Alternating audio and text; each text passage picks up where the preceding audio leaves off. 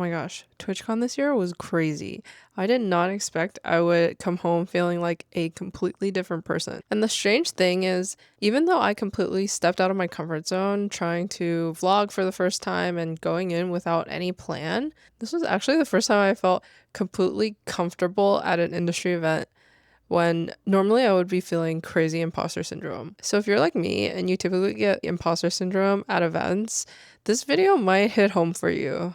Yes. It's good vibes. We got scams. Golf carting. Hi, my name's Sandra. I've been working in the creator space for almost a decade. I started my career off as a Twitch streamer, but now I'm a full-time talent manager. Lately, I felt inspired to start creating again. I really want to put myself out there and share my story and things I've learned along the way, my journey of growth and discovering myself. So if you're like me and you're rebuilding or on that journey to find your place in this world, then hit that subscribe button and follow along. And I really hope that my content can helps you in some way. So this year I went to TwitchCon in San Diego. The last time I went was back in 2019. I was working at the Team Liquid and Honda booth for the whole weekend, and I felt like I worked on a really awesome project, but at the same time it was really exhausting. This year was very different. I didn't really have expectations going in. I really kind of got to set my own schedule. I went into TwitchCon this year with three main goals. The first one was to meet up with the creators on my roster who are also attending TwitchCon and kind of just build deeper connections with them. And the second one was networking, which is the main goal of any talent manager going to TwitchCon. The third one was more tangible, and it was to hopefully sign this one talent that I have had my eye on for a while. Other than that, I kind of just went in with the intention of just doing my own thing, not sticking to like a specific plan. I got to check out all the booths at the convention, meet up with a lot of friends, some that I literally haven't seen since 6 years ago at my last TwitchCon. I got to go to like a bunch of different gatherings and meet a lot of really cool people.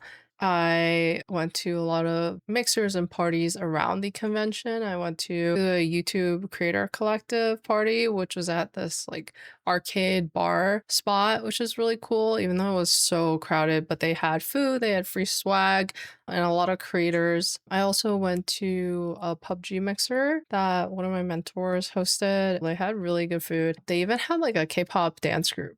And I ran into a lot of industry people that I've been working with and exchanging emails with for a while. Also, if you can't tell, I had zero idea what I was doing when I was vlogging. Like, I did not have the final video in mind. I kind of just was walking around and filming whatever I saw.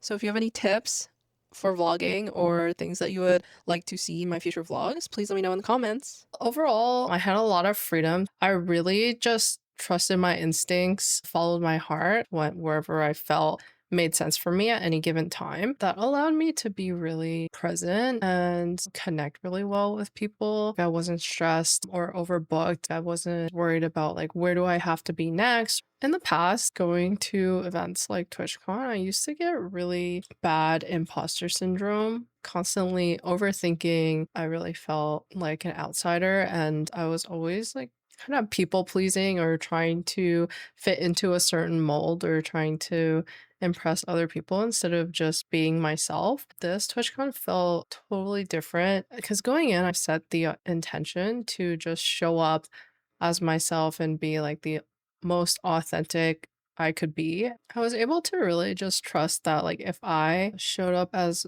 my authentic self, then the people that were meant for me and the opportunities that were meant for me would just come naturally. And I was right. Everyone was so kind. The vibes were so good. I've never had conversations flow so easily before, feeling like I didn't have to prove anything and feeling like I really belonged. It made me a lot more confident and kind of inspired to put myself out there more. Oh my god. I just got off a call with this really awesome creator that I met at TwitchCon. I didn't know this guy before, but his content is so awesome and he wants to sign with me for management. So I'm really excited about that. I used to really stress about getting on the list for certain parties, measured my own self-worth or my success by like what I was invited to or what I had access to.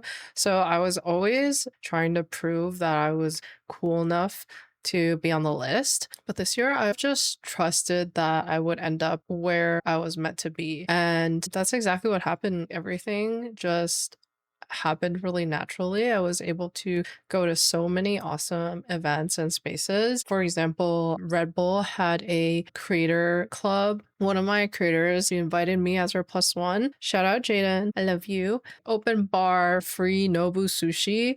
They had like a F1 car and a lot of really fun activities. And I got to meet up with some friends there. It gave me a chance to unwind from all the business side. Once I stopped chasing that stuff, it just came really naturally because I was out there and I was doing me, contributing value to the community in my own way. At the end of the day, I would say that I did achieve all of my goals, got to spend quality time with my creators, and really get to know them on a deeper level. I also felt like I was really able to contribute value to them, whether it was helping them film or getting them into certain like creator mixers and introducing them to people in the industry. Definitely got to meet a lot of really awesome people. Not only that, but I felt like I was really able to be present and connect with them instead of just like the surface level business networking small talk. The creator that I wanted to sign agreed to work with me, so I'm really excited about that.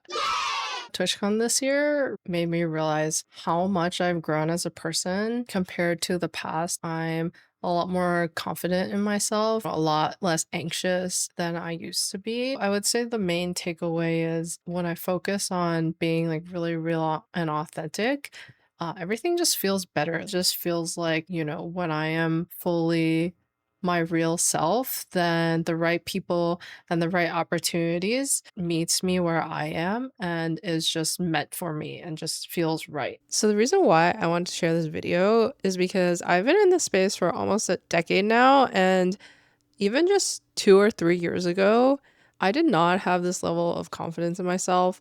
And I'm sure some of you watching this video are like me and you've struggled with imposter syndrome for basically your entire life. So I really wanted to share this experience because I thought it would resonate with a lot of people. And if it does, then I hope that my story helps you trust in yourself a little bit more, just like I've learned to. So, if you have ever struggled with imposter syndrome like me, or you have trouble feeling like you belong, then maybe this is your sign that you actually do belong already, just as you are, and you don't have to be anyone else. The moment that you stop trying to be someone else is the moment that you will be able to attract everything that is meant for you. If you're like me and you're rebuilding or learning to put yourself out there, you hit subscribe and follow along, and I will see you in the next video. Bye! Like, subscribe, and comment. And heart. Kyle, say hi to my vlog. Hi, your mom? My vlog. Vlog. Hi, Sandra's vlog.